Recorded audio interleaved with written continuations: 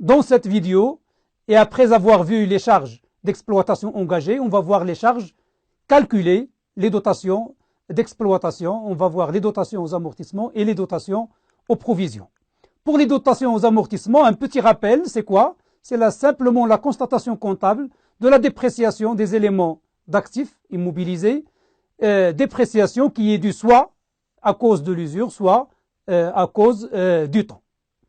Sont amortissables, comme vous le savez, les éléments corporels et incorporels figurant à l'actif immobilisé d'une entreprise et qui se déprécient donc soit par l'usage, soit par le temps. Alors, cas particulier des immobilisations incorporelles, alors la réduction de leur valeur est due surtout à des circonstances exceptionnelles, telles que par exemple la dépréciation d'un fonds de commerce ou bien d'un droit au bail. Ce n'est pas régulier, c'est exceptionnel, c'est couvert par les provisions et non pas par les amortissements. Le cas des brevets, on peut les amortir parce que leur dépréciation est prévue dans le temps. Par exemple, pour les dépôts de brevets, on sait que c'est sur 20 ans. Les immobilisations corporelles, leur amortissement ne pose aucun problème, la déduction non plus, mais il y a des cas particuliers que je dois vous signaler. Pour les terrains, généralement, ils ne sont pas amortissables, mais attention, il y a des cas où les terrains peuvent être amortissables et l'amortissement ou bien la dotation serait déductible. Il s'agit des terrains d'exploitation, des carrières, de calcaire, de sablières, de schiste, etc. C'est un terrain qui s'use avec le temps et avec l'usage et donc il est amortissable et la déduction ne pose pas de problème. Les constructions, leur dotation est déductible, mais il faut faire attention, il faut extraire des constructions la partie du prix du terrain qui n'est pas amortissable. Les immobilisations inutilisées, leur amortissement peut être poursuivi sans problème, même s'il n'y a pas usage, il y a l'effet temps, l'effet obsolescence. Et les immobilisations non utilisées immédiatement après leur acquisition, on a le choix de les amortir soit à partir de l'acquisition, soit au moment du début de leur utilisation. Alors les taux généralement admis, vous notez généralement admis et non pas les taux légaux, parce que le Code général des impôts ne prévoit pas de taux. C'est la doctrine administrative, c'est les circulaires de l'administration fiscale qui prévoient des taux et c'est généralement admis. On peut les observer comme on peut choisir d'autres taux si les circonstances d'exploitation exigent d'autres taux si par exemple la dépréciation est très accélérée ou bien la dépréciation est très lente.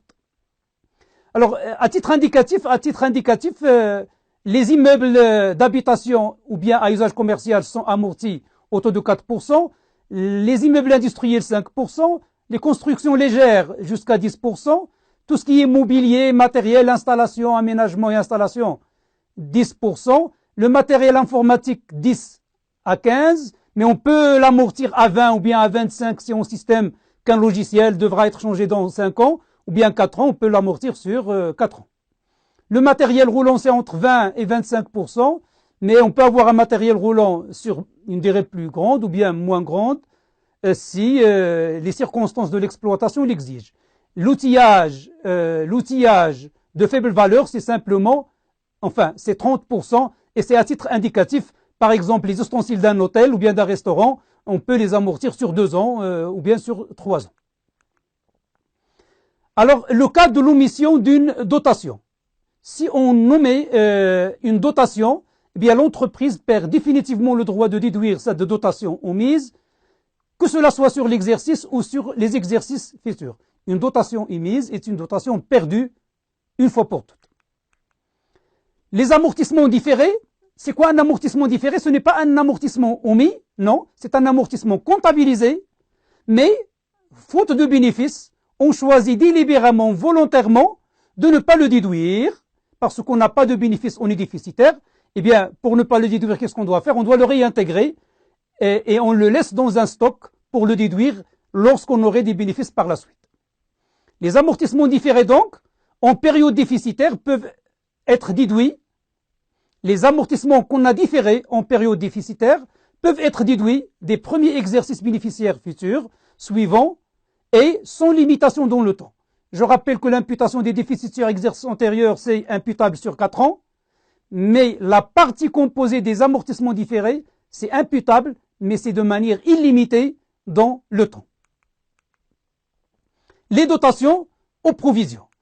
Je rappelle une définition rapide. C'est quoi la dotation aux provisions? C'est simplement la constatation comptable d'une charge ou d'une perte probable dictée par le principe comptable que vous avez étudié, le principe de prudence.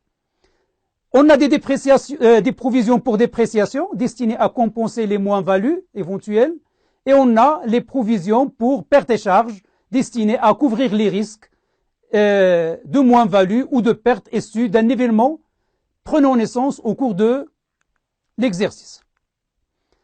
La déductibilité des provisions, 5 conditions sont à observer.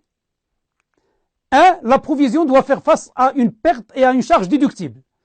La provision ne peut pas couvrir une charge non déductible. S'il couvre une charge non déductible, la provision n'est pas déductible non plus.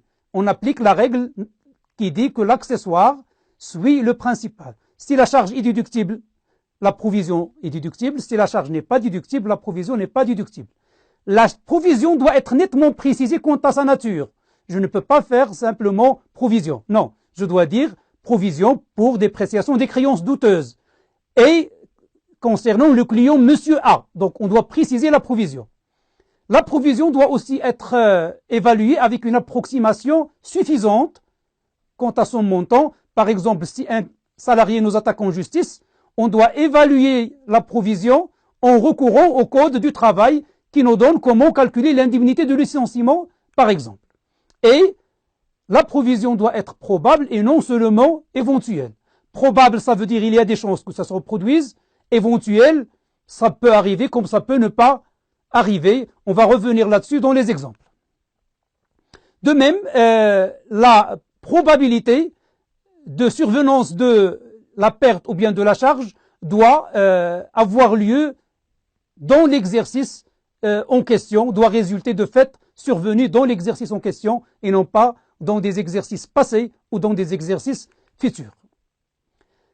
Toujours comme condition de déductibilité de la provision, il y a 2 conditions de forme. D'abord, la provision doit être constatée dans les écritures comptables. On revient à la première condition qu'on a vue de déductibilité des charges, c'est la comptabilisation. Deuxièmement, la provision doit figurer dans le tableau des provisions qui est annexé à la déclaration du résultat fiscal qu'on trouve dans l'alias fiscal marocain. Les principales provisions déductibles. Les principales provisions déductibles, à titre d'exemple uniquement, on a les provisions pour dépréciation des immobilisations non amortissables, telles que les terrains, ou bien les fonds de commerce, les droits au bail, etc. Tout ce qui n'est pas amortissable, sa dépréciation peut être couverte par la provision. Des créances, la dépréciation des créances aussi. Pour la créance, le législateur a ajouté une condition. Je constate la dotation provision de l'appréciation de la créance de Monsieur X, mais je dois introduire un recours judiciaire contre Monsieur X dans les 12 mois qui suivent la constatation de la provision. La provision pour dépréciation des titres, là vous le connaissez, ça ne pose aucun problème particulier. Et on a aussi les provisions pour risques et charges. Exemple, la provision pour couvrir le risque de procès ou de litige en cours, un salarié qui nous attaque en justice par exemple. Les provisions non déductibles, à titre d'exemple, on a les provisions pour propre assureur. C'est-à-dire lorsque je me donne comme mon propre assureur. Alors là, s'agissant d'un risque simplement éventuel et non probable, la provision n'est pas déductible. La provision pour garantie au client, bien là encore le risque n'est pas probable pour qu'une marchandise revienne défectueuse et donc c'est éventuel. On a dit que la provision doit couvrir quelque chose de probable et non seulement d'éventuel. Donc tant que c'est éventuel, la provision ne passe pas. Les provisions pour perte de change, c'est une perte déduite normalement, donc on n'a pas à la couvrir par une provision, la perte passe dans la comptabilité normalement. Les provisions pour amende et pénalité, non déductibles, parce que l'amende et la pénalité n'est pas déductible. On a dit que l'accessoire suit le principal. Si l'amende et la pénalité ne sont pas déductibles, a fortiori, leur provision ne sera pas déductible. Voilà. Après les dotations d'exploitation, dans la semaine prochaine, Inch'Allah, on va voir les charges financières et les charges non courantes. On va aussi voir le calcul de l'impôt et le paiement de l'impôt. Donc la semaine prochaine, on va boucler le chapitre de l'impôt sur la société. Merci.